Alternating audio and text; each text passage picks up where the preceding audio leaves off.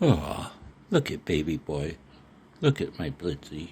He does not leave my side at all. He loves me. Unlike a commentor, whose comment I read the other day, several days ago, who said, I'm ruining ham radio with my videos. That's the second or third time I've heard that. And what went through my head immediately was, that's funny. He was an FT8 head, right? And what went through my mind immediately was, that's funny. I think you're ruining ham radio by having a license. Ooh. And it kind of begs the question, doesn't it? Do you have an 80 meter end fed? Do you have a multi-tap on it, like I do? Have you ever wondered whether it'd work on 10 meters, being that it's basically the third harmonic of 80 meters? Very close to it. And with your multiple taps, you have options. Have you ever wondered that? You know what I wondered? Now, guys, I hope you're well. I want to show you something. Do you ever climb up a step ladder to look at the business end of your 80 meter end fed? I only do when I'm talking to you. Things are going to change. I've got to pull it down. You want to see why? Now that tree, it used to loop over a branch about 3/4 of the way up. As the branches have broken off over the years, it's dropped down farther and farther and farther, and now it's only halfway up the tree. So I've never measured the actual length of my 80 meter end fed. So I'm going to pull it down and do so, and put him up as high up into that tree as I can. He's going to be turned at about a 90-degree angle, and it'll be interesting to see if anything changes and if the tuning changes and such. As Mother Nature has screwed me and dropped my antenna down farther and farther, the tuning didn't really change much, 20 or 30 kilohertz each time, right? Okay, guys. No, my camera's terrible, and it's really not focusing on the Nano VNA.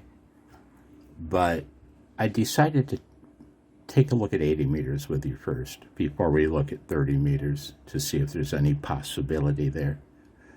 I've got the marker set to 3560 because I have my antenna tuned right now for the QRP watering hole, the CW QRP watering hole.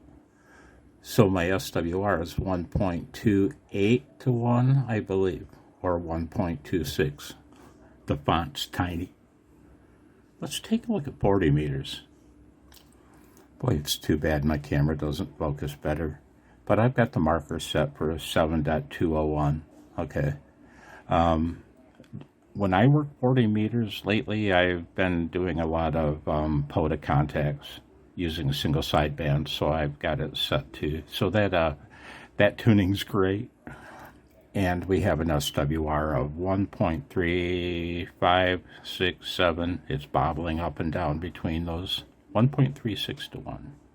Not bad. No tuner needed. I have to laugh every time I hear on the air, and I continue to hear it, guys. People bad-mouthing NFEDs because you always have to use a tuner. Yeah, at least with a goddamn dipole, you don't need to use your internal tuner.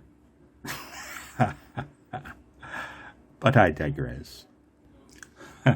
So guys, you're going to have to trust me here, I guess, because you can't read it yourself. I've got my start frequency set to 10.000.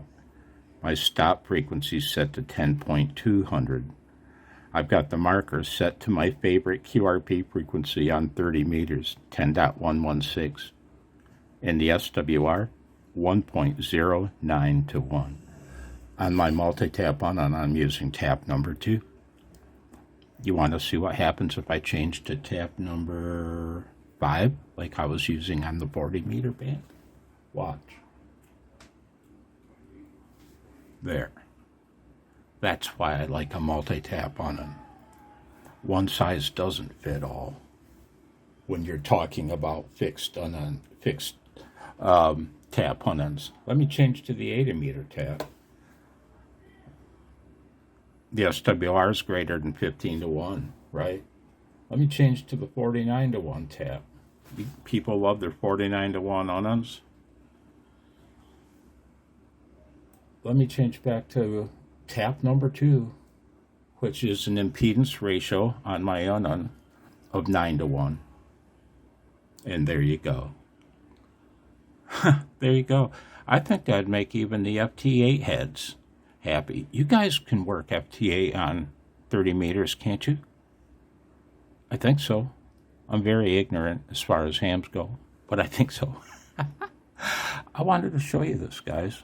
It's been a while since I made a video. Feeling better these days. My AFib comes and goes, you know. Yeah, so anyway, thanks for the comments, even the hateful ones. They don't bother me.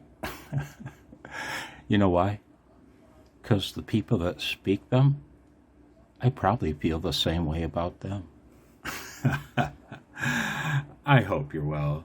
I'll catch you later. Take it easy. Bye now.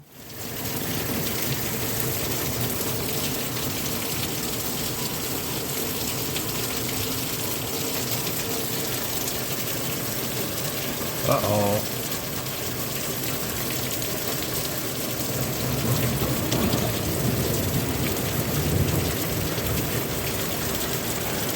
The great electrocutor is here. Suppose I should unhook my aerials, my sky hooks.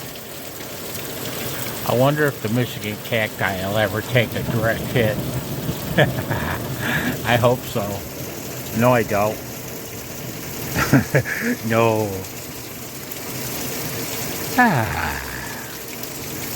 It certainly has not been a normal August in Michigan, not in mid-Michigan. Nope. Normally August is hot and dry, so hot and dry that the grass goes dormant and half turns brown, right? And boy, not this August. I've been mowing my brains out, man, for 3 people again. How do I get roped into doing this? I hope you're well. I'll be back. Bye, guys.